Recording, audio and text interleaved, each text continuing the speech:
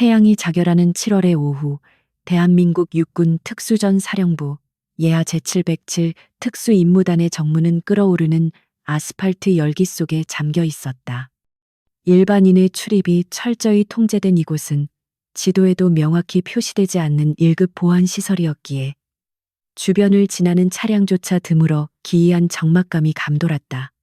정문을 지키는 위병소 초소 주변에는 매미들의 찢어질 듯한 울음소리만이 가득 찼고 경계 근무를 서는 병사들의 이마에는 굵은 땀방울이 맺혀 흘러내리고 있었지만 그들의 눈빛에서는 정예 부대원다운 날카로움보다는 지루함과 나태함이 먼저 읽혔다.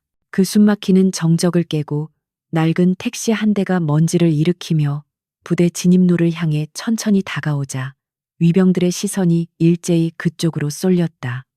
택시 기사는 내비게이션에도 나오지 않는 목적지에 도착했다는 사실에 긴장한 듯 연신 백미러를 힐끔거리며 뒷좌석의 승객을 살폈다. 차가 정문 차단기 앞에 멈춰서자 뒷좌석 문이 열리고 한 여성이 아스팔트 위로 발을 내디뎠는데 그녀의 등장만으로도 주변의 공기가 미묘하게 변하는 듯했다. 차에서 내린 이는 헐렁한 흰색 리넨 셔츠에 청바지를 입은 수수한 차림의 여성이었으며 화장기 없는 얼굴은 대학생처럼 앳되어 보일 정도로 젊었다.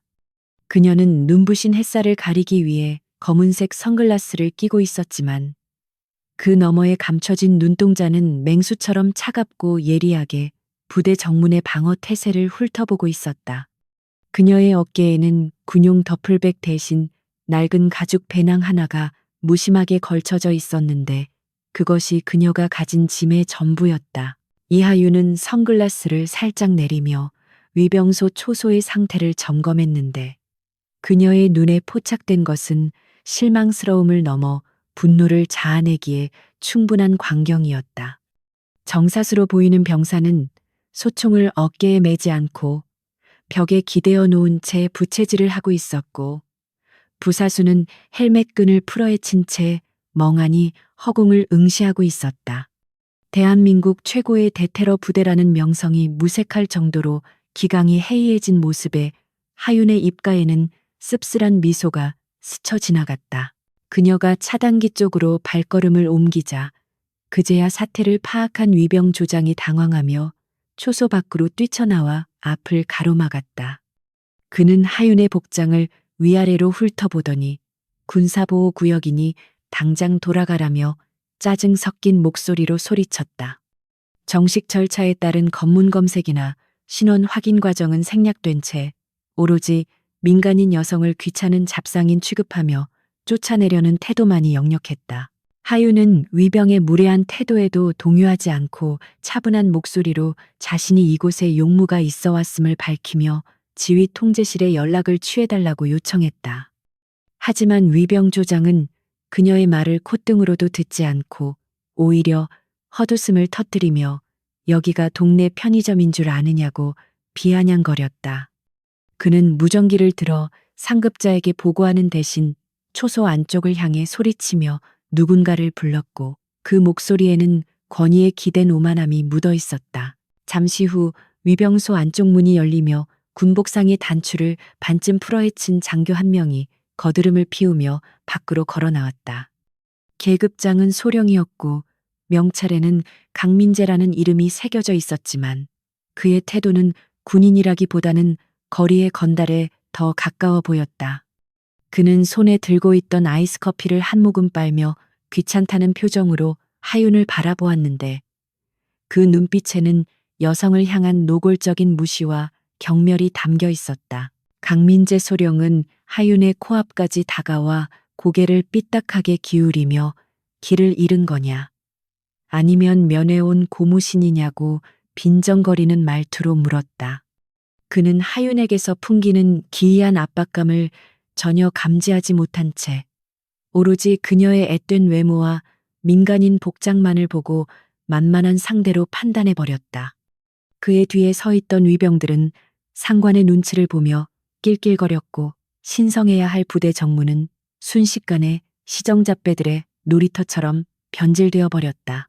하윤은 깊은 한숨을 내쉬며 가방 안에서 자신의 신분증이 든 지갑을 꺼내려 했지만 강소령은 거칠게 손을 뻗어 그녀의 행동을 제지했다. 그는 어디서 감히 신분증을 꺼내려 하느냐며 당장 꺼지지 않으면 공무집행 방해와 군사시설 무단 침입 죄를 적용해 헌병대에 넘기겠다고 협박했다. 강소령은 자신의 권력이 이 좁은 위병소 구역 안에서만큼은 절대적이라고 믿어 의심치 않는 듯했다. 이하윤은 강소령의 손목을 잡고 꺾어버리고 싶은 충동을 억누르며 냉철한 이성을 유지하기 위해 안간힘을 써야만 했다. 그녀는 자신이 지금 당장 이들을 제압하고 부대로 진입할 수도 있었지만 그것은 그녀가 계획한 완벽한 개혁의 시작과는 거리가 멀었다. 그녀는 다시 한번 정중하게 자신이 국방부로부터 정식 발령을 받고 온 사람이라고 설명했지만 돌아오는 것은 더 큰 조롱과 모욕뿐이었다. 강소령은 커피 잔을 바닥에 내동댕이 치며 바짝 다가와 하윤의 얼굴을 향해 손가락질을 해대기 시작했다. 그는 주제 파악도 못하고 어디서 거짓말을 하느냐며 너 같은 계집애가 발령받을 곳은 여기가 아니라 저기 아래에 있는 식당 주방일 것이라고 폭언을 퍼부었다. 그의 입에서 나오는 말들은 대한민국 장교의 품이라고는 찾아볼 수 없는 저열한 수준이었고 이는 707 부대가 얼마나 내부적으로 썩어 문드러졌는지를 증명하는 꼴이었다. 주변의 위병들조차 강소령의 수위 넘은 발언에 당황한 듯 서로의 얼굴을 쳐다보았지만 아무도 그를 말릴 생각은 하지 못했다. 강소령은 이 구역의 제왕처럼 군림하고 있었고 그의 뒤에는 부대 내의 부패한 세력이 든든한 배경이 되어주고 있다는 소문이 파다했기 때문이었다. 하윤은 선글라스 너머로 강소령의 명찰과 계급장, 그리고 규정에 어긋난 복장 상태를 하나하나 머릿속에 각인시켰다. 그녀가 침묵을 지키자 강소령은 그녀가 겁을 먹었다고 착각하고 더욱 기고만장해져서 위병들에게 당장 이 여자를 끌어내라고 명령했다. 위병들이 머뭇거리며 총구를 낮추고 다가오자 하윤의 몸 주위로 팽팽한 긴장감이 감돌며 근육이 미세하게 수축되었다. 그녀는 머릿속으로 시뮬레이션을 돌리며 3초 안에 위병 2명을 무력화하고 강소령의 관절을 제압하는 동선을 그려보았다. 강소령이 직접 하윤의 어깨를 밀치기 위해 손을 뻗는 순간 위병소 안쪽 깊숙한 곳에서 날카롭고 긴박한 전화벨 소리가 울려 퍼졌다. 그것은 평소에 행정 업무용으로 사용하는 일반 전화가 아니라 국방부와 직통으로 연결된 붉은색 비상 전화기였다. 그 소리는 마치 공습경보처럼 요란하게 울리며 정문의 소란스러운 상황을 단숨에 잠재웠고 모두의 시선이 초소 안쪽으로 쏠렸다. 강소령은 뻗었던 손을 멈칫하며 미간을 찌푸렸는데 1년에 한 번 울릴까 말까한 그 전화가 지금 이 타이밍에 울린다는 사실에 불길함을 느꼈다. 그는 하윤을 노려보며 도망가지 못하게 감시하라고 부하들에게 지시한 뒤 짜증 섞인 발걸음으로 초소 안으로 들어갔다. 전화벨 소리는 끊어지지 않고 계속해서 울리며 마치 누군가의 목숨을 재촉하는 듯한 섬뜩한 리듬을 타고 있었다. 초소 안으로 들어간 강소령이 수화기를 집어들고 관등 성명을 대는 목소리가 열린 창문을 통해 밖으로 흘러나왔다. 처음에는 귀찮음이 가득했던 그의 목소리는 수화기 너머의 상대방이 누구인지 확인하는 순간 급격하게 떨리기 시작했다. 밖에서 대치 중이던 하윤은 그 변화를 놓치지 않고 팔짱을 낀 채 여유로운 자세로 그 광경을 지켜보고 있었다. 수화기 너머에서는 국방부 장관 비서실장의 목소리가 천둥처럼 쏟아지고 있었는데 그 내용은 강소령의 뇌를 마비시키기에 충분했다. 신임 707 특수임무단장이 5분 전에 정문에 도착했다는 보고가 있는데 왜 영접 보고는커녕 출입 기록조차 없느냐는 질책이었다. 강소령의 얼굴색은 순식간에 핏기가 사라져 창백해졌고 등줄기에서는 식은땀이 비 오듯 쏟아져 내렸다. 그는 믿을 수 없다는 표정으로 창문 밖을 내다보았고 그곳에는 자신이 방금까지 모욕하고 쫓아내려 했던 민간인 여성이 서 있었다. 햇살을 등지고 서 있는 그녀의 모습은 아까와는 전혀 다르게 거대하고 압도적인 아우라를 뿜어내고 있는 듯 보였다. 강소령은 수화기를 든 손을 부들부들 떨며 입술을 달싹거렸지만 충격으로 인해 목소리가 제대로 나오지 않았다. 비서실장은 수화기를 통해 다시 한번 호통을 치며 지금 정문에 서 있는 사람이 바로 전설적인 이력의 소유자이자 최연소 삼성 장군인 이하윤 중장이라고 확인 사살을 했다. 그제야 모든 상황이 퍼즐처럼 맞춰진 강소령은 다리에 힘이 풀려 주저앉을 뻔하며 책상을 짚었다. 그는 자신이 대한민국 군대에서 절대 건드려서는 안 될 영린을 건드렸다는 사실을 뼈저리게 깨달았다. 강소령의 공포에 질린 눈빛을 정면으로 받아낸 하윤은 천천히 선글라스를 벗어 셔츠 앞대에 걸었다. 드러난 그녀의 맨얼굴은 아름다웠지만 그 눈빛은 전장의 한가운데서 적장을 베러가는 장수의 그것처럼 서늘하고 매서웠다. 그녀는 손목시계를 들어 정확한 시간을 확인한 뒤 입모양으로 늦었어라고 짧게 말하며 초소를 향해 걸어왔다. 위병들은 초소 안에서 들려오는 심상치 않은 분위기와 눈앞의 여성이 보여주는 돌변한 태도 사이에서 어쩔 줄 모르고 얼어붙어 있었다. 하윤은 그들 사이를 유유히 지나쳐 마치 자신의 안방에 들어가는 것처럼 자연스럽게 차단기 옆을 통과해 부대 안으로 진입했다.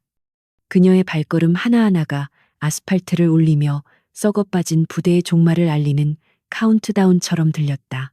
강소령은 수화기를 반쯤 놓친 채 멍하니 열린 문으로 들어오는 하윤을 바라보았고 그의 머릿속은 하얗게 타버려 아무런 생각도 할 수 없었다. 방금 전까지 자신이 내뱉었던 모든 모욕적인 언사들이 부메랑이 되어 자신의 목을 조여오는 환청이 들리는 듯했다. 이것은 단순한 징계로 끝날 문제가 아니라 군사재판에 회부되어 인생이 끝장날 수도 있는 치명적인 실수였다. 하윤은 초소문 앞에 멈춰서서 공포에 떨고 있는 강소령을 내려다보며 차가운 미소를 지었다. 그녀는 아무 말도 하지 않았지만 그 침묵은 100마디의 욕설보다 더 무겁고 끔찍하게 강소령의 심장을 짓눌렀다. 이제 곧 시작될 피해 숙청을 예고하듯 부대 안쪽에서 불어오는 바람이 그녀의 머리카락을 날리며 서늘한 기운을 더했다. 수화기는 허공에서 그네처럼 위태롭게 흔들리고 있었고 수화기 너머에서는 국방부 비서실장의 녹이 띈 고함 소리가 희미하게 새어나오고 있었다. 강민재 소령은 마치 영혼이 빠져나간 사람처럼 멍하니 서 있었는데 그의 동공은 지진이 난 듯 격렬하게 흔들리고 있었고 입술은 파랗게 질려 있었다. 그는 자신의 눈앞에 서 있는 이 왜소해 보이는 여성이 대한민국 국군 역사상 가장 파격적인 진급 신화를 쓴 전설적인 존재라는 사실을 도저히 받아들일 수 없었다. 하지만 국방부의 확인 전화는 잔인할 정도로 명확한 현실이었고 그의 오만함은 순식간에 공포로 뒤바뀌어 전신을 마비시켰다. 이하윤은 흔들리는 수화기를 무심한 눈빛으로 일별한 뒤 천천히 위병소 안으로 걸어 들어와 강소령의 손에서 미끄러진 수화기를 집어들었다. 그녀는 수화기를 귀에 대고 침착하고 낮은 목소리로 상황이 종료되었음을 알리고 도착 보고는 추후 정식으로 하겠다고 짧게 말한 뒤 전화를 끊었다.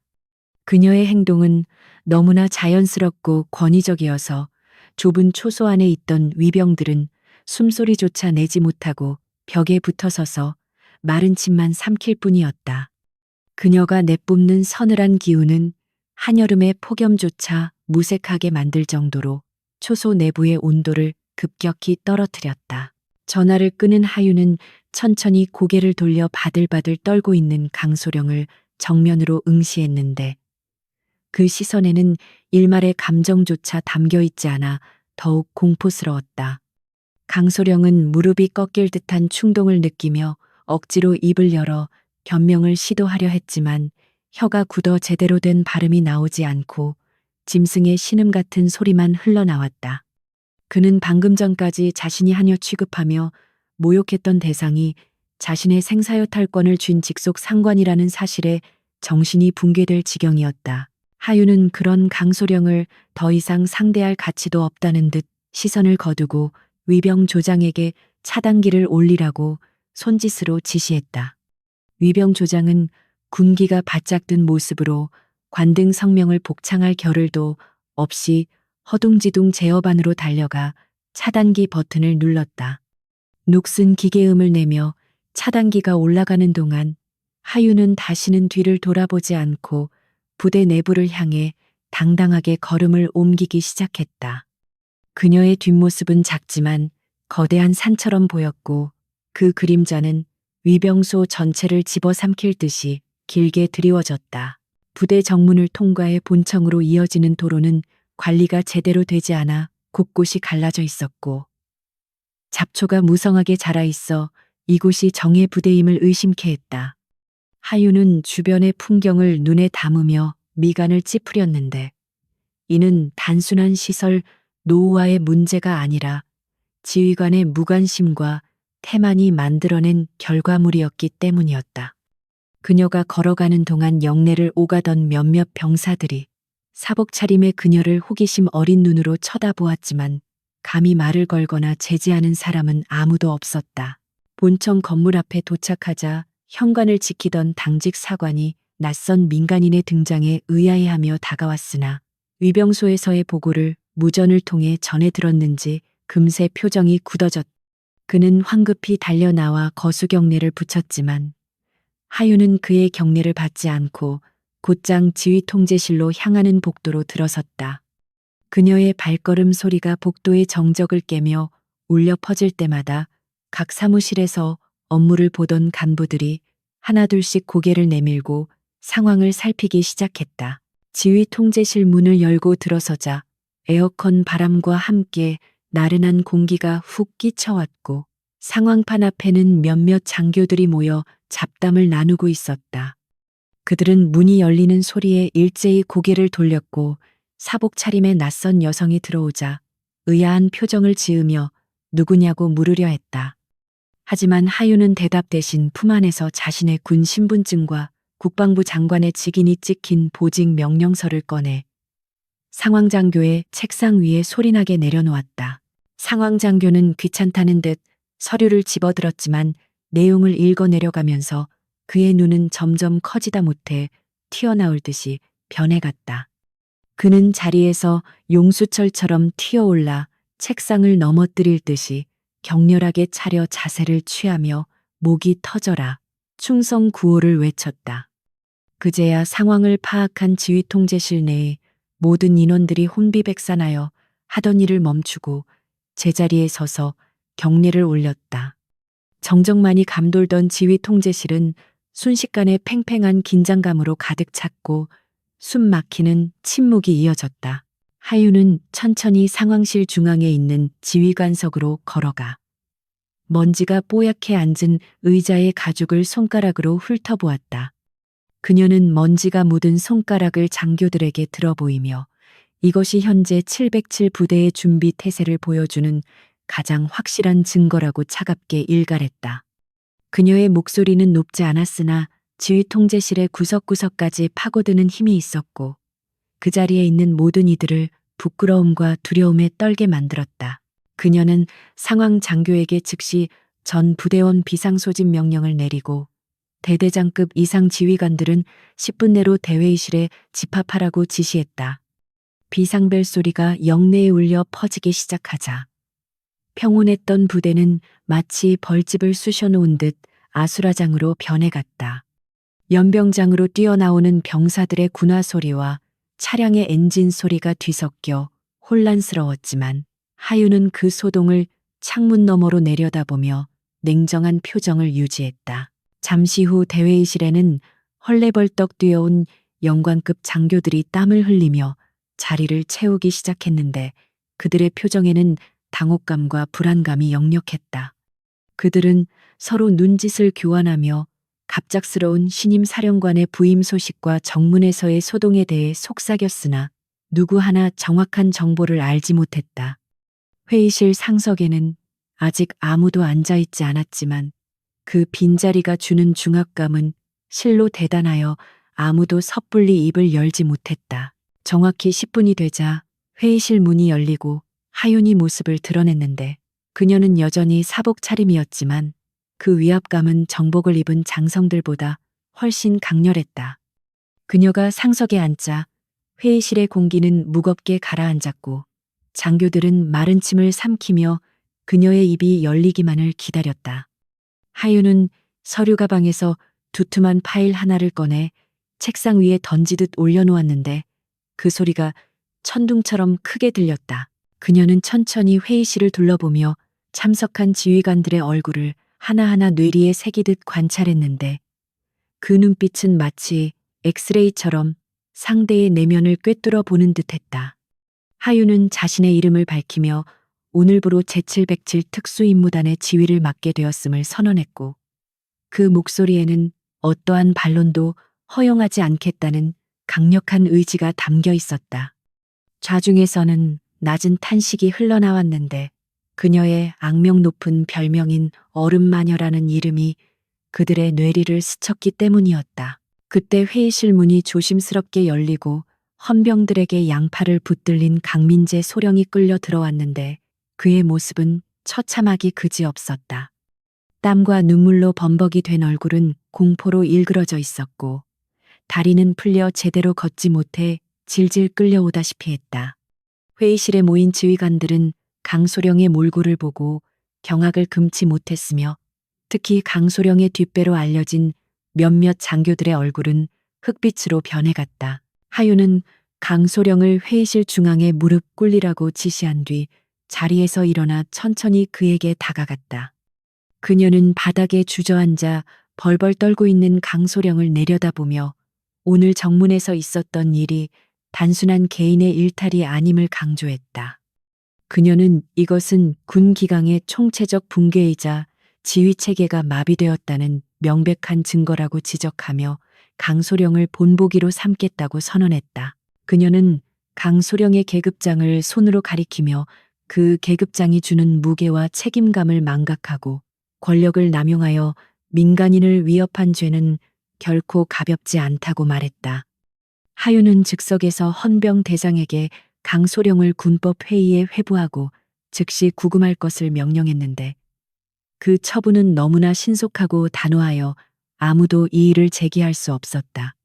강소령은 살려달라고 애원하며 바닥에 머리를 대섰지만 하윤은 눈 하나 깜짝하지 않고 그를 끌어내라고 손짓했다. 강소령이 절규하며 끌려나간 뒤 회의실에는 더욱 무거운 침묵이 감돌았고 장교들은 자신들도 언제 저런 처지가 될지 모른다는 공포에 휩싸였다. 하윤은 다시 상석으로 돌아가 앉으며 책상 위에 놓인 파일을 펼쳐들었는데 그곳에는 부대 내의 비리 의혹과 작전 실패 기록들이 상세하게 적혀 있었다. 그녀는 이 부대가 겉으로는 화려해 보이지만 속은 이미 썩어 들어가고 있다는 것을 알고 있었고 이제 대수술을 집도할 준비가 되어 있었다. 하윤은 부사령관인 최대령을 지목하며 그에게 부대 운영 현황에 대한 브리핑을 준비하라고 지시했는데 그녀의 시선은 최대령의 흔들리는 눈동자를 놓치지 않았다. 최대령은 강소령의 삼촌이자 부대 내 파벌의 우두머리였기에 하윤의 등장이 누구보다 달갑지 않은 인물이었다. 그는 겉으로는 복종하는 척하며 알겠다고 대답했지만 속으로는 하윤을 어떻게 처리할지 검은 계략을 세우기 시작했다. 그녀는 회의를 마무리하며 앞으로 모든 훈련과 작전은 실전과 동일한 강도로 진행될 것이며 무능한 자는 가차없이 도태될 것이라고 경고했다. 그녀는 군인이 흘리지 않은 땀은 전장에서 피로 돌아온다는 말을 남기고 자리에서 일어났다. 장교들은 그녀가 회의실을 빠져나갈 때까지 부동자세로 서서 경례를 유지했고 그녀의 뒷모습이 사라진 후에도 한참 동안 움직이지 못했다. 집무실로 돌아온 하유는 창밖으로 보이는 연병장을 내려다보며 깊은 한숨을 내쉬었는데 그녀의 어깨에는 이제 707 부대의 운명이라는 무거운 짐이 지워져 있었다. 그녀는 옷걸이에 걸려있는 자신의 정복을 바라보며 결의에 찬 눈빛으로 주먹을 꽉 쥐었다. 이제 폭풍은 시작되었고 그녀는 이 썩어빠진 부대를 뿌리째 뒤흔들어 다시 대한민국 최강의 특수부대로 재탄생시킬 때까지 멈추지 않을 것이었다. 사령관실의 창문 너머로 칠흑 같은 어둠이 내려앉은 시각. 부대는 깊은 잠에 빠져 있었지만 하윤의 집무실 불빛만은 꺼질 줄 몰랐다. 그녀의 책상 위에는 지난 5년간의 군수 물자, 불출 기록과 훈련 일지가 산더미처럼 쌓여 있었고 그녀는 붉은색 펜을 든 채 매의 눈으로 서류를 훑어 내려가고 있었다. 커피가 식어 차가워질 때까지 미동도 하지 않던 그녀의 눈빛이 특정 페이지에서 날카롭게 빛났는데 그것은 단순한 행정착오라고 보기에는 너무나 조직적이고 교묘한 횡령의 흔적들이었다. 훈련용으로 소모되었다고 기록된 탄약의 수치는 비정상적으로 높았고 고가의 야간 투시경이나 특수 장비들이 파손이나 분실이라는 명목으로 대량 폐기 처리된 내역이 꼬리에 꼬리를 물고 이어져 있었다. 하유는 펜을 내려놓고 의자 깊숙이 등을 기대며 천장을 응시했는데 머릿속에서는 흩어져 있던 퍼즐 조각들이 하나의 거대한 그림으로 맞춰지고 있었다. 정문에서 마주쳤던 강민재 소령의 오만방자한 태도는 단순히 개인의 성격 결함에서 비롯된 것이 아니라 부대 내에 만연한 도덕적 해이와 뒷배를 믿는 구석이 있었기에 가능한 일이었다. 서류상에 찍힌 결제 도장들을 역추적해보면 실무자인 군수 장교부터 중간 관리자인 강소령, 그리고 최종 결재권자인 부사령관 최대령의 이름이 하나의 카르텔처럼 얽혀 있었다. 이것은 단순한 비리가 아니라 국가의 안보를 팔아먹는 매국 행위나 다름없었고 하윤의 입가에는 서늘한 분노의 미소가 떠올랐다. 다음 날 새벽 4시 고요하던 부대 전체에 예고 없는 비상 소집, 사이렌이 찢어질 듯 울려 퍼지며 단잠에 빠져 있던 병사들을 깨웠다. 통상적인 기상 시간보다 한참 이른 시각에 울린 경보의 생활관은 순식간에 아수라장이 되었고 병사들은 허둥지둥 군복을 챙겨 입으며 연병장으로 뛰쳐나왔다. 하지만 그들이 도착했을 때 연병장 단상 위에는 이미 완벽한 전투 복장을 갖춘 하윤이 뒷짐을 진 채 얼음 조각처럼 서서 그들의 태뜬 동작을 지켜보고 있었다.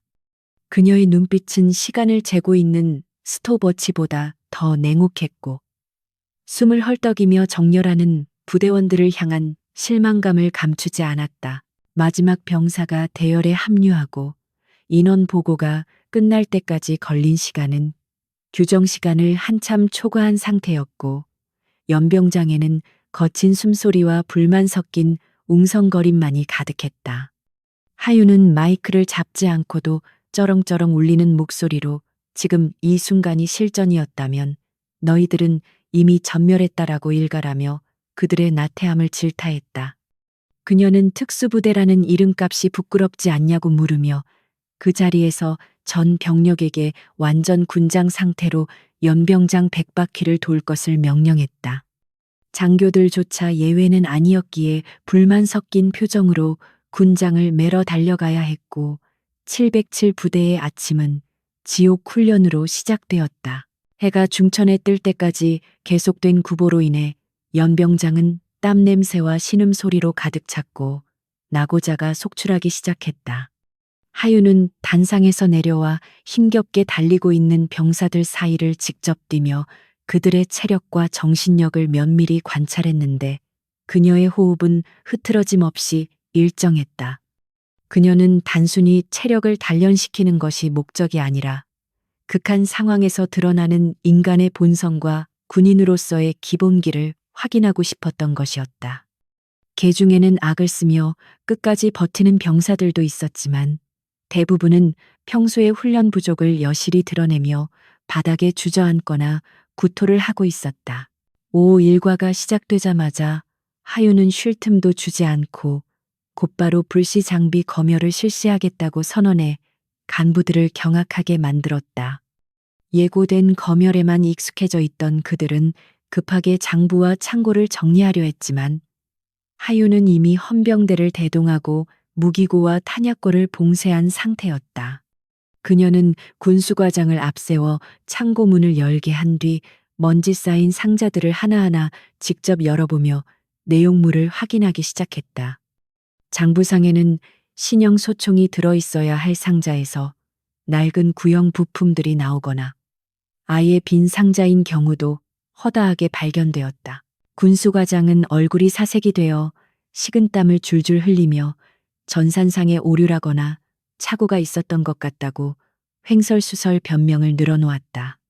하윤은 말없이 빈 상자를 그의 발치에 던지며 자네는 빈 상자로 적을 쏠 생각인가라고 차갑게 물었고 그 서늘한 기세에 군수과장은 다리가 풀려 주저앉고 말았다. 그녀는 즉시 헌병들에게 군수과장을 연행해 조사를 진행하라고 지시했고 그 광경을 지켜보던 다른 장교들은 공포에 질려 숨조차 크게 쉬지 못했다. 이 소식은 삽시간에 부대 전체로 퍼져나갔고 부패에 가담했던 자들의 간담을 서늘하게 만들었다. 소식을 전해들은 부사령관 최대령이 급하게 현장으로 달려왔는데 그는 짐짓 태연한 척하며 하윤에게 다가가 너무 과도한 조치가 아니냐며 항의했다. 그는 부임 첫날부터 부대원들의 사기를 꺾고 범죄자 취급을 하는 것은 지휘관으로서 적절하지 않다며 점잖게 타이르려 들었다. 하지만 하윤은 그의 눈을 똑바로 응시하며 손에 쥐고 있던 횡령 의심 리스트를 그의 가슴팍에 들이밀었다. 그녀는 사기를 꺾는 것은 엄격한 규율이 아니라 지휘관들의 부패와 무능력이라며 최대령에게 정면으로 반박했다. 최대령은 하윤이 내민 서류를 보고 흠칫 놀랐지만 내색하지 않으려 애쓰며 이것은 오해이며 자신이 직접 해명하겠다고 발뺌했다. 그는 속으로 이 젊은 여자가 얼마나 많은 정보를 쥐고 있는지 가늠하며 불안감을 느꼈지만 겉으로는 여유로운 미소를 지어 보였다. 하윤은 그런 그의 가증스러운 연기를 꿰뚫어 보듯 비웃음을 날리며 해명은 군검찰이나 법정에서 하시는 게 좋을 겁니다라고 경고했다. 두 사람 사이에 흐르는 팽팽한 기싸움은 주변의 공기를 얼어붙게 만들었고 이를 지켜보는 부하들은 누가 승자가 될지 숨죽여 지켜보았다. 검열이 끝난 후 하윤은 사격장으로 이동해 실사격 훈련을 직접 참관했는데 그녀는 기존의 정형화된 표적 사격 대신 변수가 많은 전술 사격을 요구했다. 움직이는 표적과 갑작스러운 장애물, 그리고 인질 식별까지 포함된 고난도 코스에 많은 대원들이 당황하여 실수하기 일쑤였다. 하윤은 대원들의 사격 자세와 전술적 움직임을 매의 눈으로 관찰하며 노트에 무언가를 꼼꼼히 기록했는데 그 모습은 마치 저승사자가 명부를 작성하는 것처럼 보였다. 그녀는 단순히 총을 잘 쏘는 기술자가 아니라 생각하고 판단하며 움직이는 전사를 원하고 있었다. 훈련 도중 한 중사가 하윤의 방식에 불만을 품고 현실성 없는 훈련이라며 툴툴거리는 소리가 그녀의 귀에 들어갔다. 하윤은 즉시 훈련을 중단시키고 그 중사를 앞으로 불러내 자신의 총을 건네며 시범을 보일 기회를 주었다. 중사는 자신만만하게 코스에 도전했지만 갑자기 튀어나온 인질 표적을 쏘거나 탄창 교환 실수를 범하며 형편없는 기록을 남겼다. 하윤은 아무 말 없이 총을 받아들고 동일한 코스를 절반의 시간 안에 단 한 발의 오차도 없이 완벽하게 클리어해 보였다. 총성이 멈추고 표적지 정중앙에 뚫린 구멍들을 확인한 대원들은 경악을 금치 못했고 연병장은 순식간에 찬물을 끼얹은 듯 조용해졌다. 하윤은 멍하니 서 있는 중사에게 다가가 총을 돌려주며 전장은 네 불평을 들어주지 않는다라고 짧게 충고했다. 그녀의 압도적인 실력 확인한 대원들의 눈빛은 의구심에서 경외심으로 바뀌기 시작했고 그동안 그녀를 낙하산이라 무시했던 분위기는 완전히 사라졌다. 그녀는 말이 아닌 실력으로 자신이 지휘관의 자격이 있음을 증명해 보인 것이다. 일과가 모두 끝난 늦은 밤. 최대령은 자신의 집무실에서 은밀하게 어딘가로 전화를 걸고 있었는데 그의 표정은 초조함으로 가득 차 있었다. 그는 수화기 너머의 상대에게 신임 사령관이 냄새를 맡았다고 보고하며 예정된 물건의 반출을 서둘러야 한다고 속삭였다. 최대령은 하윤이 더 깊이 파고들기 전에 일을 마무리 짓고 그녀를 제거하거나 식물인간으로 만들 계획을 세우고 있었다. 그는 부대 내의 신복들을 소집해 은밀한 지시를 내렸고 어둠 속에서 음모의 싹이 트기 시작했다. 한편 하윤은 다시 사령관실로 돌아와 오늘 확보한 증거물들을 정리하고 있었는데 그녀의 직감은 무언가 큰일이 벌어질 것임을 경고하고 있었다. 그녀는 책상 서랍 깊숙한 곳에서 특수 제작된 암호화 통신기를 꺼내 자신의 옛 부하이자 가장 신뢰하는 정보원에게 메시지를 보냈다. 내부의 쥐새끼들이 움직이기 시작했다. 그들의 퇴로를 차단하라. 그녀는 이제 단순한 감사를 넘어 이 거대한 부패의 고리를 끊어내기 위한 전쟁을 선포한 것이었다. 그날 밤 부대 외곽의 숲속에서는 수상한 그림자들이 움직이고 있었고 트럭 한 대가 라이트를 끈 채 은밀하게 후문으로 접근하고 있었다. 그들은 최대령의 사주를 받은 외부 조직원들이었으며 부대 내의 공모자들과 접선하여 빼돌린 무기를 넘겨받기로 되어 있었다. 하지만 그들이 모르는 사실은 하윤이 이미 부대 외곽 경계 병력을 자신이 신뢰하는 인원들로 교체해 놓았다는 것이었다. 어둠 속에서 하윤의 눈이 번뜩이며 사냥감을 노리는 맹수처럼 그들의 움직임을 주시하고 있었다.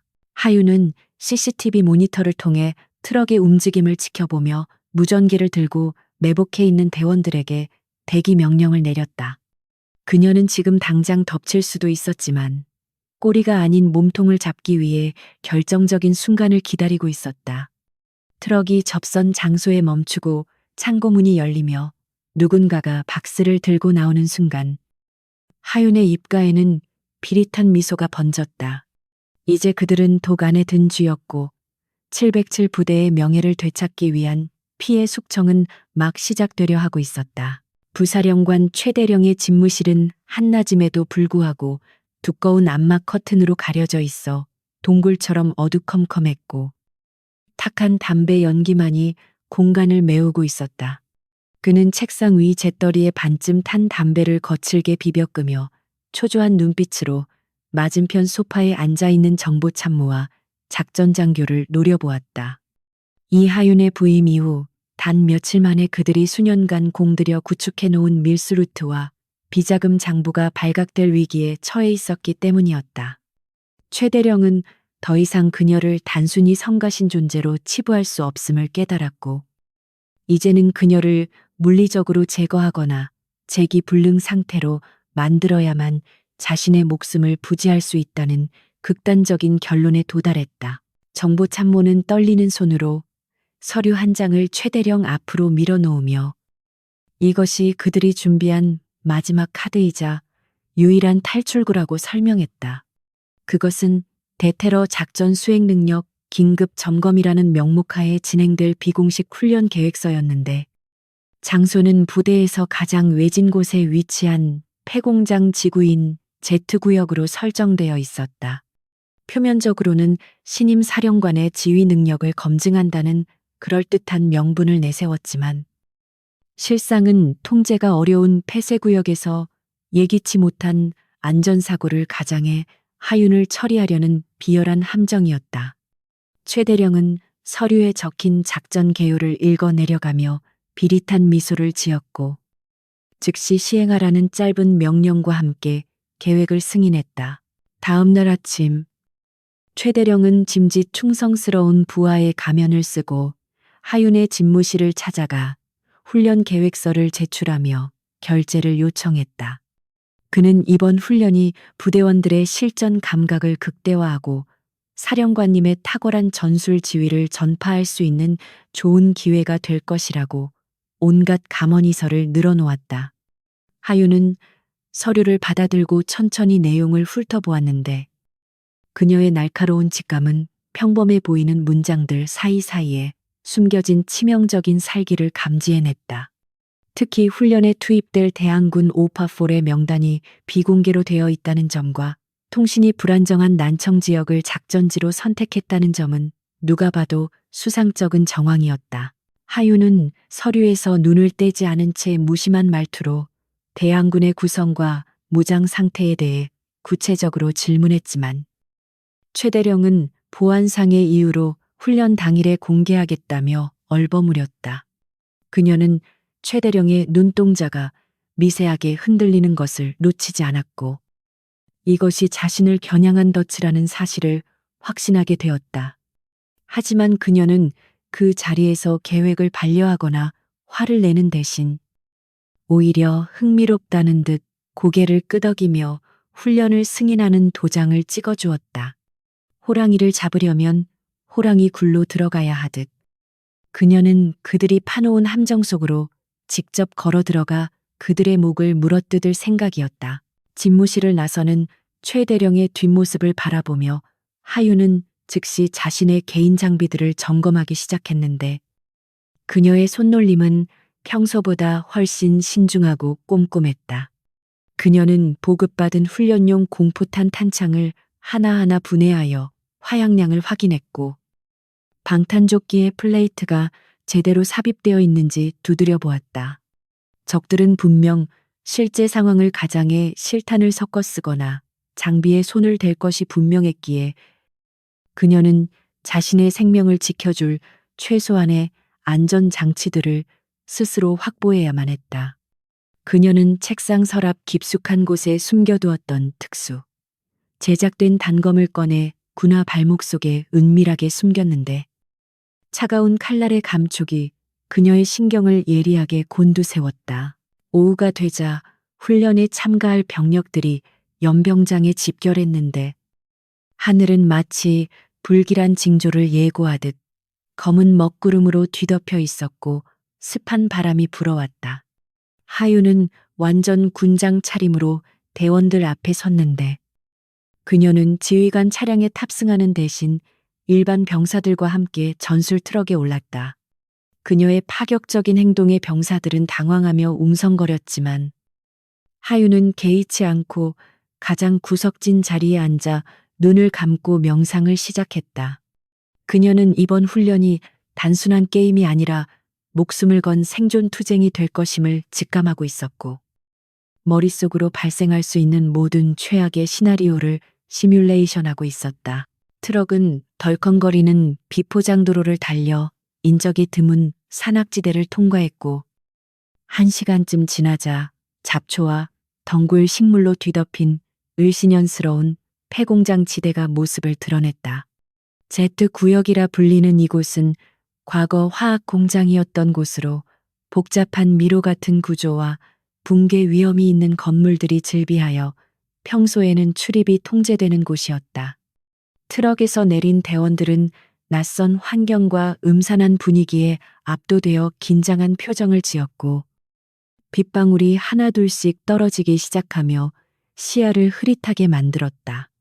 하윤은 트럭에서 뛰어내려 주변 지형을 빠르게 스캔하며 은폐와 엄폐가 가능한 포인트들을 머릿속 지도에 입력했다.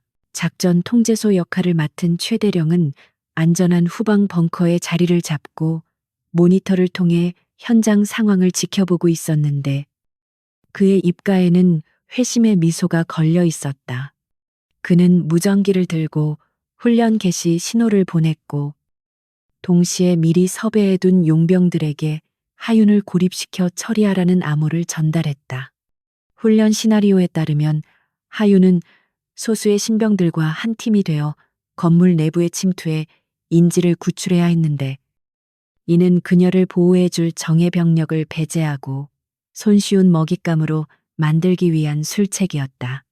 사이렌 소리와 함께 훈련이 시작되자마자 예상대로 무전기에서는 지지직거리는 잡음만이 들려왔고 본부와의 통신은 완전히 두절되었다. 하윤은 통신이 끊긴 것을 확인하고도 전혀 당황하지 않고 신병들에게 수신호를 보내며 대형을 유지한 채 공장 내부로 진입했다. 어두컴컴한 공장 안은 빗소리와 바람 소리로 가득 차 있었고 어디선가 녹슨 쇠가 부딪히는 소름 끼치는 소리가 간헐적으로 들려왔다. 신병들은 공포에 질려 총을 든 손을 떨고 있었지만 하윤은 그들의 어깨를 두드리며 침착함을 유지하도록 독려했다. 그녀는 바닥에 쌓인 먼지의 흔적과 공기의 흐름을 읽으며 적들이 매복해 있을 만한 위치를 본능적으로 감지해냈고 발소리를 죽인 채 유령처럼 어둠 속으로 스며들었다. 진입한 지 10분이 채 지나지 않아 첫 번째 교전이 벌어졌는데 어둠 속에서 날아온 총탄은 훈련용 페인트탄이 아니라 콘크리트 벽을 부수고 불꽃을 튀기는 실탄이었다. 벽에 박힌 총알 파편이 튀어오르자 신병들은 비명을 지르며 바닥에 납작 엎드렸고 현장은 순식간에 공황 상태에 빠져들었다. 이것은 명백한 살인 시도였고 적들은 더 이상 훈련이라는 가면을 쓸 생각조차 없어 보였다. 하윤은 즉시 엄폐물 뒤로 몸을 숨기며 총알이 날아온 방향을 향해 응사했는데 그녀의 사격은 정확하게 적의 제압 사격을 멈추게 만들었다. 하윤은 엎드려 있는 신병의 멱살을 잡아 일으켜 세우며 살고 싶으면 정신 똑바로 차려. 이건 훈련이 아니다라고 나지막하게 일갈했다. 그녀의 눈빛은 공포에 질린 신병들에게 생존 본능을 일깨우는 기폭제가 되었고 병사들은 떨리는 손으로 다시 총을 고쳐 잡았다. 적들은 일반적인 한국군 전술과는 다른 움직임을 보이고 있었는데 하윤은 그들의 움직임에서 잘 훈련된 외국계 용병이나 특수부대 출신 범죄자들의 냄새를 맡았다. 최 대령이 외부 세력까지 끌어들여 자신을 죽이려 한다는 사실을 확인한 하윤의 눈에는 차가운 살기가 어린 분노가 타오르기 시작했다. 그녀는 신병들을 안전한 구석으로 대피시킨 뒤 자신을 미끼로 적들을 유인하기 위해 일부러 노출된 공간으로 뛰쳐나갔다. 적들은 하윤을 발견하고 집중 사격을 퍼부었지만 그녀는 인간의 한계를 뛰어넘는 반사신경으로 총탄 사이를 뚫고 폐기된 기계 설비 위로 뛰어올랐다. 그녀는 고지대를 점령하고 아래를 내려다보며 적들의 위치와 숫자를 파악했는데 대략 10여 명의 중무장한 괴한들이 포위망을 좁혀오고 있었다. 하윤은 허리춤에서 섬광탄을 꺼내 안전핀을 뽑으며 이제 사냥감이 아니라 사냥꾼이 되어 그들을 하나씩 처단할 준비를 마쳤다. 폭음과 함께 강력한 섬광이 터지자 적들은 잠시 시야를 잃고 우왕좌왕했고 그 틈을 타 하윤은 그림자 속으로 몸을 던져 적의 배후로 돌아 들어갔다. 그녀는 총을 사용하는 대신 근접 격투술로 가장 뒤쪽에 있던 적의 목을 조르며 소리 없이 제압했고 그의 무전기를 탈취하여 적들의 통신 내용을 엿듣기 시작했다. 무전기 너머에서는 목표물을 확인했다. 사살하라. 는 최대령의 다급한 목소리가 들려왔고 하윤은 그 목소리를 녹음하며 차가운 미소를 지었다. 이제 모든 증거는 확보되었고 이 밤이 끝나기 전에 Z구역은 그들의 무덤이 될 것이었다. 폭우가 쏟아지는 Z구역의 폐공장은 세상과 단절된 고립무원의 섬과 같았고 그 속에서 벌어지는 사륙전은 빗소리에 묻혀 외부로 새어나가지 않았다. 이하윤은 녹슨 철제 비미에 몸을 웅크린 채 아래쪽에서 수색망을 좁혀오는 용병들의 움직임을 내려다보고 있었는데 그녀의 호흡은 빗소리와 동화되어 전혀 들리지 않았다. 그녀는 자신의 위치를 노출시키지 않기 위해 무전기의 전원을 끄고 오로지 청각과 시각에만 의존해 적들의 동선을 파악하고 있었다. 적들은 고도로 훈련된 전문가들이었지만 이 칠흑 같은 어둠과 복잡한 지형지물을 이용하는 능력에 있어서는 하윤이 한 수위였다. 그녀는 사냥감이 되기를 거부하고 이 죽음의 무대를 지배하는 포식자로 군림하기 시작했다. 가장 선두에 있던 용병 하나가 손전등 불빛을 이리저리 비추며 하윤이 숨어있는 기둥 쪽으로 조심스럽게 다가오자 그녀의 근육이 스프링처럼 수축되었다. 용병이 기둥 뒤를 확인하려 고개를 내미는 찰나 하윤은 허공에서 수직으로 낙하하며 그의 어깨를 밟고 착지함과 동시에 목을 강하게 비틀었다. 뼈가 어긋나는 소름 끼치는 파열음이 났지만 천둥 소리에 묻혀 다른 동료들은 눈치채지 못했고 용병은 단말마의 비명조차 지르지 못한 채 바닥으로 허물어졌다. 하윤은 쓰러진 적의 품에서 여분의 탄창과 섬광탄을 챙긴 뒤 다시 그림자 속으로 신속하게 몸을 숨겼다. 동료의 신호가 끊긴 것을 감지한 나머지 용병들이 당황하며 무전으로 서로의 위치를 확인하기 시작하자 하윤은 그들의 혼란을 증폭시키기 위해 심리전을 전개했다.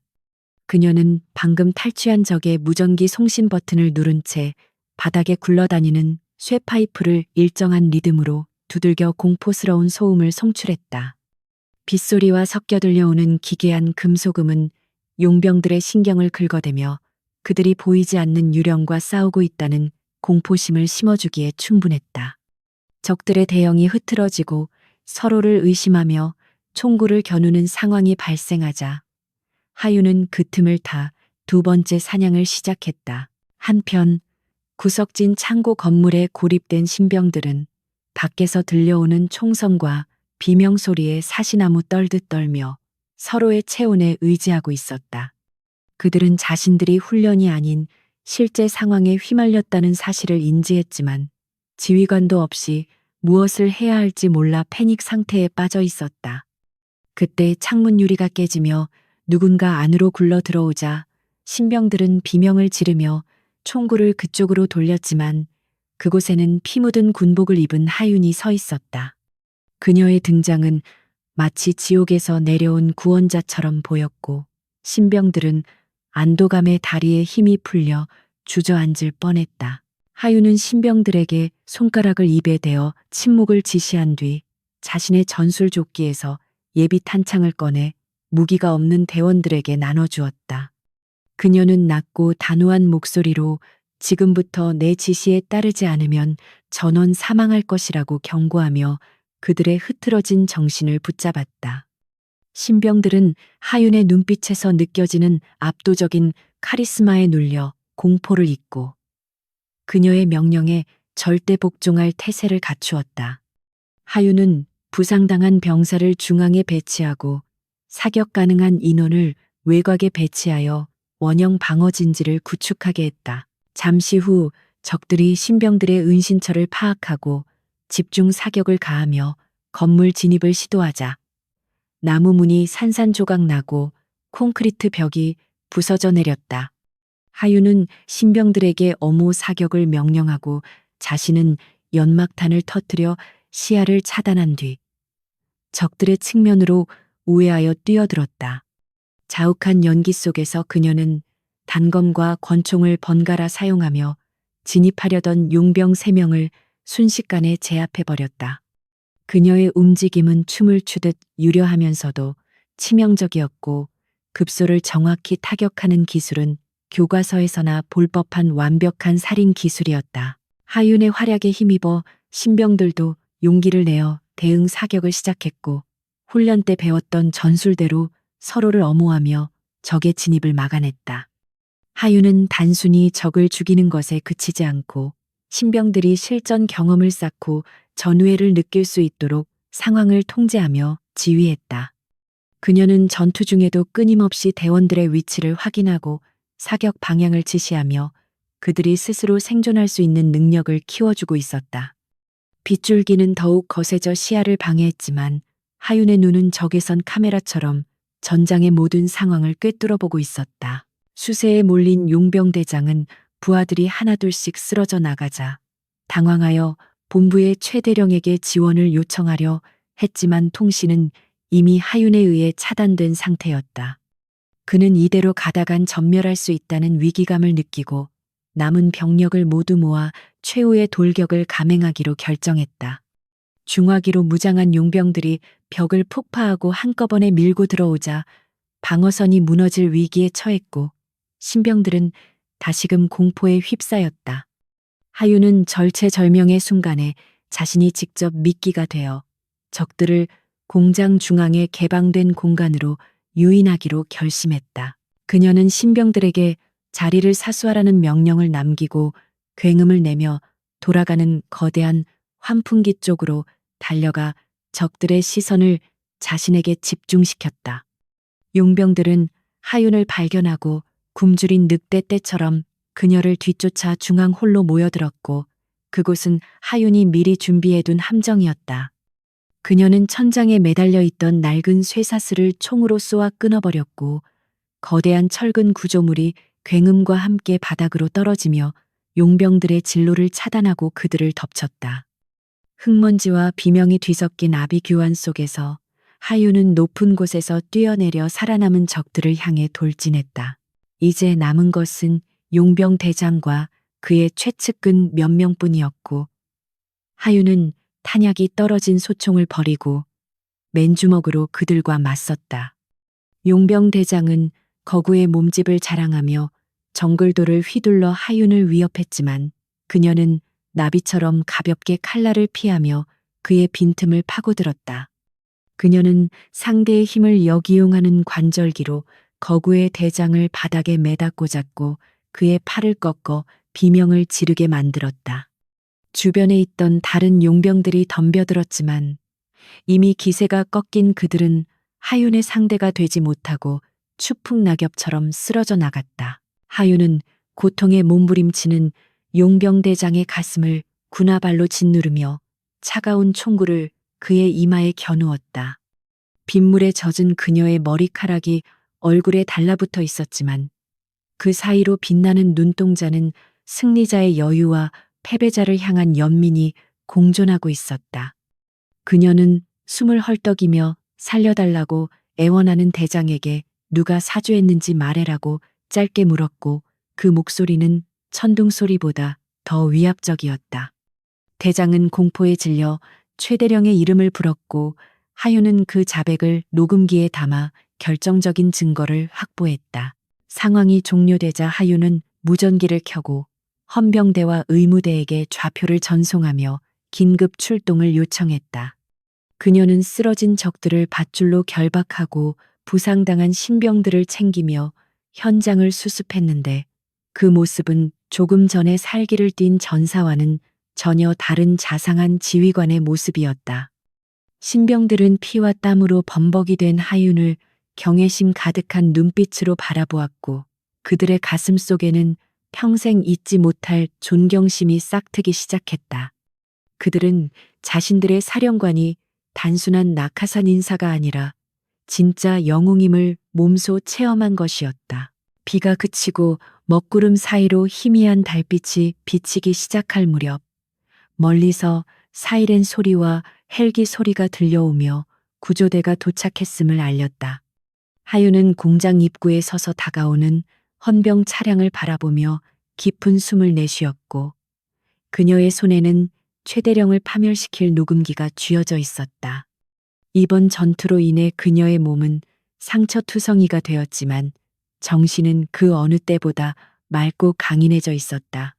그녀는 이제 이 썩어빠진 부대를 정화하고 정의를 바로 세울 마지막 단계를 밟을 준비가 되어 있었다. 헌병들이 들이닥쳐 현장을 통제하고 포박된 용병들을 연행해 가는 동안 하윤은 구급차에 실려가는 신병들의 손을 하나하나 잡아주며 격려했다. 그녀는 그들에게 오늘 너희들은 진짜 군인이 되었다라고 칭찬해 주었고 신병들은 눈물을 흘리며 충성을 맹세했다. 이 사건은 707 부대 역사상 가장 치열했던 비공식 작전으로 기록될 것이며 하윤의 전설적인 일화 중 하나로 남게 될 것이었다. 그녀는 젖은 군복을 털어내며 다시 매서운 눈빛으로 돌아와 본청 방향을 노려보았다. 이제 남은 것은 본거지에 숨어있는 우두머리 쥐새끼를 잡는 일뿐이었고 하윤은 지체 없이 작전 지휘 차량에 올랐다. 그녀의 머릿속에는 최대령과 그 일당을 어떻게 요리할지에 대한 계획이 이미 완벽하게 세워져 있었다. 차량이 출발하고 제트 구역이 멀어지자 그녀는 창밖을 바라보며 조용히 읊조렸다. 기다려라. 내가 간다. 그녀의 귀환은 단순한 복귀가 아니라 거대한 심판의 시작을 알리는 서막이었다. 동이 터오는 새벽의 푸르스름한 빛이 부대의 연병장을 비추기 시작할 무렵 먼지를 뒤집어 쓴 작전 차량 행렬이 굉음을 내며 정문을 통과해 본청 건물 앞으로 들이닥쳤다. 당직 사령과 위병들이 놀라 뛰쳐나왔지만 차량에서 내린 것은 피와 흙으로 범벅이 된 전투복을 입은 이하윤과 그녀의 지휘를 받는 헌병 대원들이었다. 하윤의 얼굴에는 밤샘 전투의 피로가 묻어 있었지만 눈빛만은 그 어느 때보다 형형하게 빛나고 있어 주변을 압도했다. 그녀는 부상당한 몸을 이끌고도 흔들림 없는 자세로 차에서 내려 뒷좌석 문을 거칠게 열어젖혔다. 차량 뒷좌석에서는 포승줄에 묶이고 재갈이 물린 용병들이 헌병들에 의해 짐짝처럼 끌려 나왔는데 그들의 몰골은 처참하기 그지없었다. 그 중에는 지난밤 하윤에게 제압당했던 용병 대장도 포함되어 있었는데 그는 고개를 푹 숙인 채 패배감에 젖어 있었다. 이 광경을 목격한 부대원들은 경악을 금치 못하며 웅성거렸고 도대체 지난밤 Z구역에서 무슨 일이 있었는지 짐작조차 하지 못했다. 하윤은 헌병들에게 포로들을 대회의실로 직접 끌고 오라고 지시한 뒤 자신은 곧장 부사령관실이 있는 2층으로 향했다. 한편 대회의실에는 최대령과 그의 측근들이 모여 불안한 표정으로 상황을 예의주시하고 있었는데 연락이 두절된 용병들의 소식을 기다리며 초조해하고 있었다. 그들은 하윤이 사고로 위장된 죽음을 맞이했거나 최소한 중상을 입고 병원으로 실려갔을 것이라 기대하고 있었지만 불길한 예감을 떨칠 수 없었다. 최대령은 식은 커피를 연거푸 들이키며 자신의 완벽했던 계획이 어디서부터 잘못되었는지 곱씹고 있었다. 그때 복도 끝에서부터 들려오는 군화 발소리가 점점 커지더니 회의실 문이 부서질 듯 열리며 하윤이 모습을 드러냈다. 하윤이 피 묻은 전투복 차림으로 회의실에 들어서자 실내는 순식간에 찬물을 끼얹은 듯 정적에 휩싸였고 최대령의 눈동자는 공포로 확장되었다. 그녀는 마치 지옥에서 살아 돌아온 사신처럼 보였고 온몸에서 뿜어져 나오는 살기는 회의실의 공기를 무겁게 짓눌렀다. 하윤은 아무 말 없이 최대령이 앉아있는 상석으로 걸어가 피 묻은 녹음기와 서류 뭉치를 테이블 위에 던지듯 올려놓았다. 둔탁한 소리가 회의실에 울려 퍼지자 자리에 앉아있던 장교들은 본능적으로 몸을 움츠리며 시선을 피했다. 최대령은 떨리는 손을 감추며 억지 미소를 지어 보이려 애썼지만 그의 목소리는 갈라져서 형편없이 떨리고 있었다. 그는 하윤에게 무사해서 다행이라느니 훈련 중 사고가 있었던 것 같다는 둥 횡설수설하며 변명을 늘어놓기 시작했다. 하윤은 그 가증스러운 연기를 묵묵히 지켜보다가 녹음기의 재생 버튼을 눌렀고 스피커를 통해 최대령의 목소리와 용병 대장의 자백이 흘러나왔다. 회의실에 있던 모든 사람들은 그 적나라한 살인 청부 내용을 듣고 경악하며 최대령을 쳐다보았다. 녹음 파일이 재생되는 동안 최대령의 얼굴은 흑빛으로 변해갔고 그는 자리에서 벌떡 일어나 이것은 조작된 함정이라며 고래고래 소리를 질렀다. 그는 자신이 국가를 위해 헌신한 군인이라며 감히 누가 자신을 모함하느냐고 책상을 내리치며 발악했다. 하지만 하윤은 눈 하나 깜짝하지 않고 헌병들에게 신호를 보냈고 곧이어 포박된 용병 대장이 회의실로 끌려 들어왔다. 용병 대장은 최대령을 보자마자 그가 사주한 장본인이라고 손가락질하며 자신은 돈을 받고 시키는 대로 했을 뿐이라고 소리쳤다. 결정적인 증인까지 등장하자 최대령은 다리에 힘이 풀려 의자에 주저앉았고 주변에 있던 그의 측근들은 슬금슬금 뒷걸음질 치며 거리를 두려했다. 하윤은 그들의 비겁한 행동을 놓치지 않고 차가운 목소리로 공모자들의 이름을 하나하나 호명하기 시작했다. 그녀가 이름을 부를 때마다 해당 장교들은 사색이 되어 고개를 떨구었고 그들이 저지른 무기 밀매와 횡령의 증거들이 스크린에 띄워졌다. 이제 그들은 단순한 비리 군인이 아니라 전우를 팔아넘긴 범죄 집단으로 낙인 찍히게 되었다. 하윤은 테이블 중앙에 서서 군법을 조목조목 읊으며 그들의 죄목이 반역죄와 살인미수, 그리고 군용물 절도죄에 해당함을 명시했다. 그녀의 목소리는 법정의 판결문처럼 엄중하고 단호하여 그 누구도 반론을 제기할 엄두를 내지 못했다. 그녀는 최대령에게 다가가 그의 어깨에 달려있는 계급장을 거칠게 뜯어내며 당신은 더 이상 군인이 아니다라고 선언했다. 바닥에 떨어진 계급장은 그의 몰락을 상징하듯 초라하게 뒹굴었고 최대령은 모든 것을 잃은 허망한 표정으로 바닥만 응시했다. 헌병들이 달려들어 최대령과 공모자들에게 수갑을 채우자 회의실은 체포 현장으로 변해 아수라장이 되었다. 최대령은 끌려나가면서도 하윤을 향해 저주를 퍼붓고 자신이 누구 줄을 잡고 있는지 아느냐며 협박했지만 하윤은 그를 벌레 보듯 쳐다볼 뿐이었다.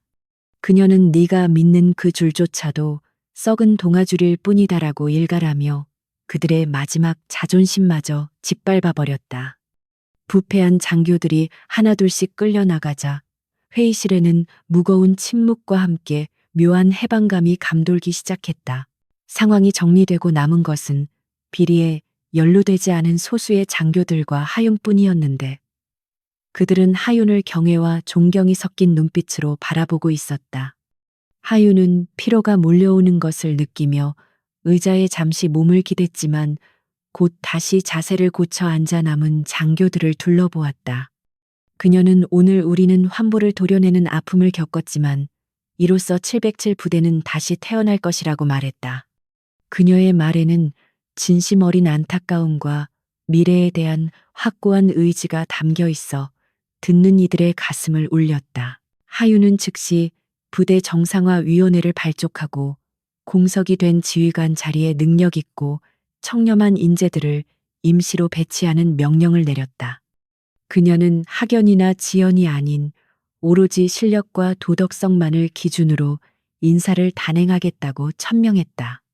남은 장교들은 하윤의 지시에 따라 일사불란하게 움직이기 시작했고 그들의 눈빛에는 예전과 달리 생기가 돌고 있었다. 썩은 살을 도려낸 자리에 새살이 돋아나듯 부대는 빠르게 안정을 되찾아가고 있었다. 창밖을 내다보니 어느새 해가 완전히 떠올라 연병장을 환하게 비추고 있었고 밤새 내리던 비는 그쳐 있었다. 하윤은 창가로 다가가 맑게 갠 하늘을 바라보며 깊은 숨을 들이마셨는데 공기마저 상쾌하게 느껴졌다. 그녀는 주머니 속에서 꼬깃꼬깃해진 가족 사진을 꺼내 잠시 바라보며 희미한 미소를 지었다. 그녀가 지키고자 했던 정의와 군인의 명예가 헛되지 않았음을 스스로에게 증명해낸 순간이었다. 그때 집무실 전화기가 다시 울렸는데 이번에는 비상 전화가 아닌 국방부 장관의 직통 전화였다. 하윤은 수화기를 들고 관등 성명을 댔고 수화기 너머에서는 장관의 격려와 함께 이번 사태에 대한 정권을 위임한다는 메시지가 들려왔다. 그녀는 실망시켜 드리지 않겠습니다. 라고 짧게 대답하며 전화를 끊었다.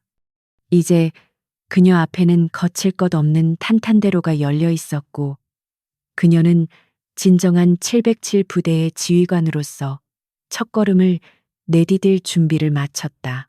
하윤은 옷걸이에 걸려있는 정복으로 갈아입기 위해 피 묻은 전투복을 벗었는데 그녀의 몸 곳곳에 남은 상처들은 훈장처럼 보였다. 그녀는 거울 속에 비친 자신의 모습을 바라보며 옷매무새를 다듬고 모자를 눌렀었다. 이제 전 부대원들 앞에서 공식적인 취임사이자 승전보를 알릴 시간이 다가오고 있었다. 그녀가 집무실을 나서는 뒷모습은 그 어느 때보다 당당하고 아름다웠으며 707 부대의 새로운 전설이 시작되고 있음을 알리고 있었다. 계절이 바뀌어 뜨거웠던 여름의 열기가 물러가고 선선한 가을바람이 불어오기 시작할 무렵 707 특수임무단의 풍경은 몇 주 전과는 비교할 수 없을 정도로 완전히 달라져 있었다.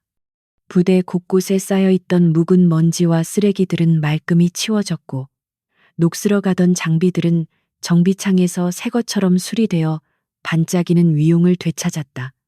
무엇보다 가장 큰 변화는 이곳을 채우고 있는 공기의 질감이었는데, 과거의 나태함과 패배주의는 온데간데 없고 팽팽한 긴장감과 활기가 그 자리를 대신하고 있었다.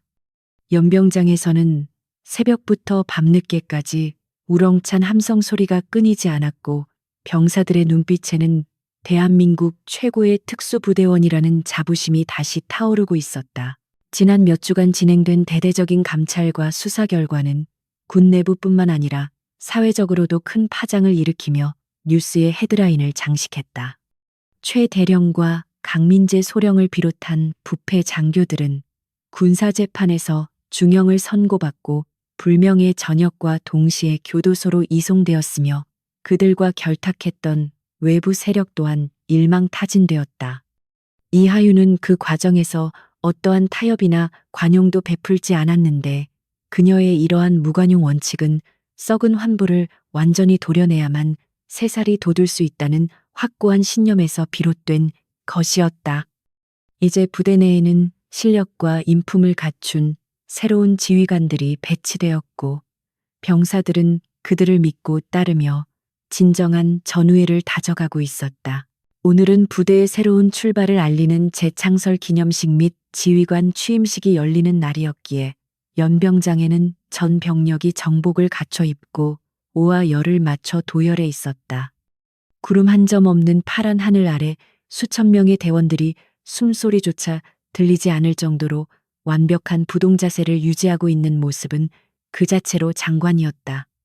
단상 좌우에는 부대기와 국기가 가을바람에 힘차게 펄럭이고 있었고, 참석한 국방부 관계자들과 내외빈들은 달라진 부대의 위용에 감탄하며 고개를 끄덕였다.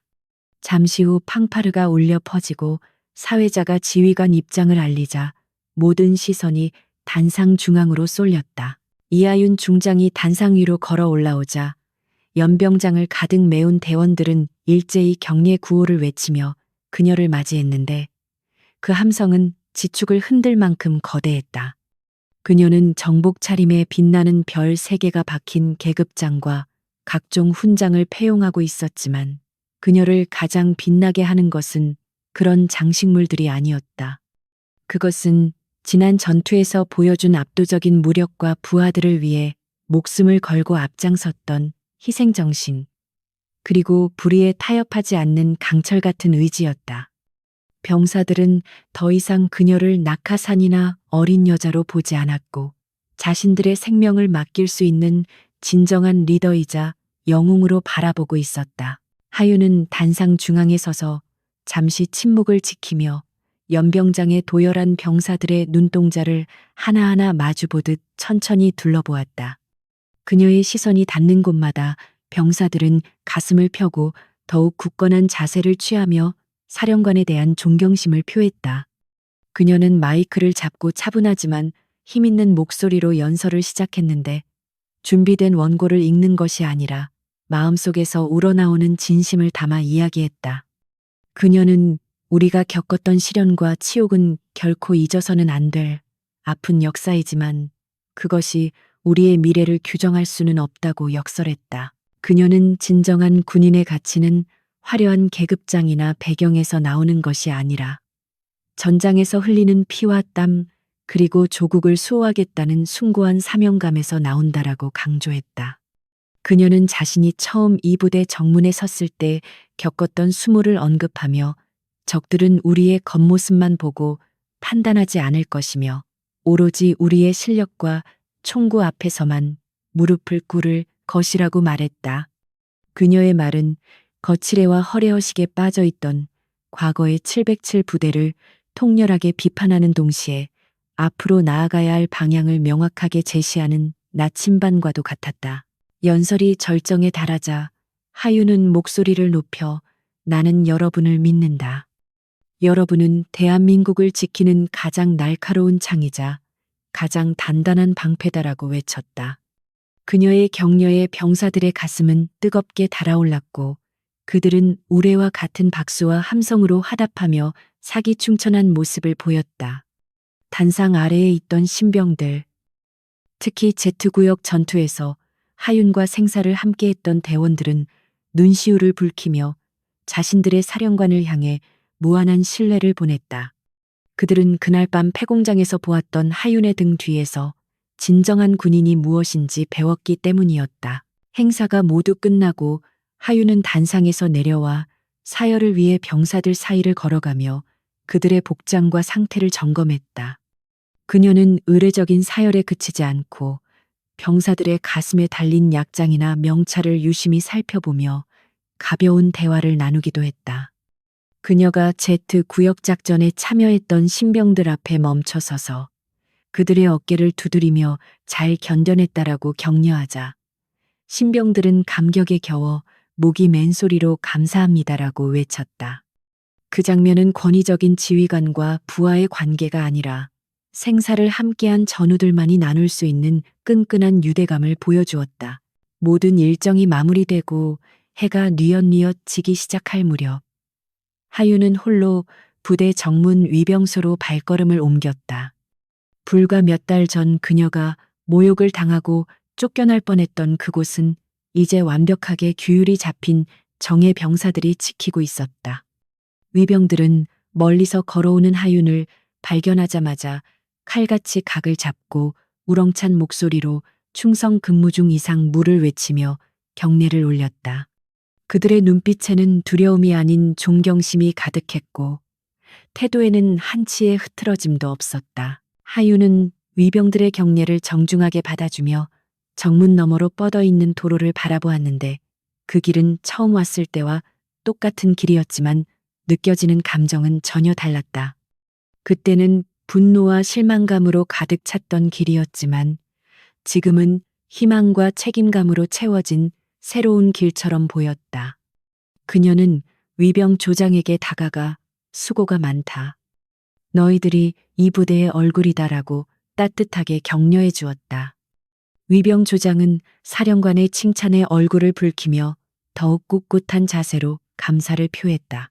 집무실로 돌아가려던 하윤의 주머니에서 휴대전화 진동이 울렸는데 그것은 몇 달 전 정문에서의 상황을 반전시켰던 그 전화기와 같은 것이었다.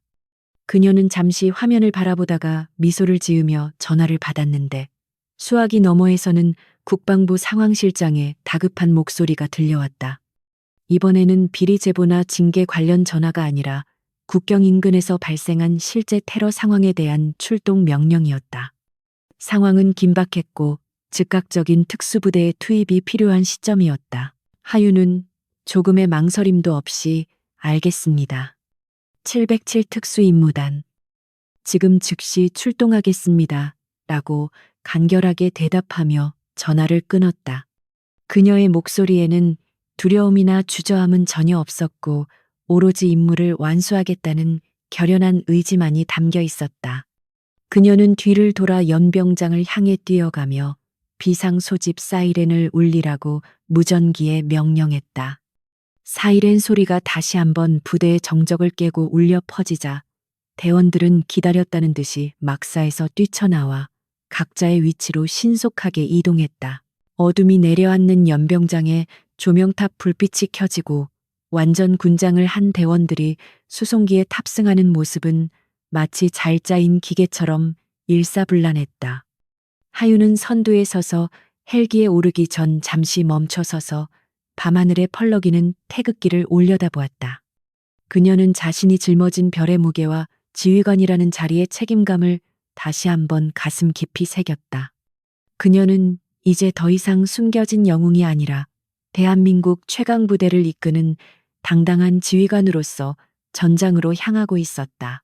헬기의 로터 소리가 거세지며 하윤이 탄 기체가 밤하늘로 솟아올랐고 그 뒤를 이어 수십 대의 헬기가 편대를 이루며 어둠 속으로 날아갔다. 그들의 모습은 밤하늘을 수놓는 별들처럼 빛났고 그 불빛 아래에는 그들을 믿고 의지하는 국민들이 평화롭게 잠들어 있었다. 이하윤과 707 부대의 전설은 이제 막 시작되었으며 그 어떤 적도 그들의 앞길을 막을 수 없을 것이다. 그녀의 이야기는 끝이 났지만 그녀가 남긴 정의와 명예의 유산은 영원히 이 부대와 함께할 것이다.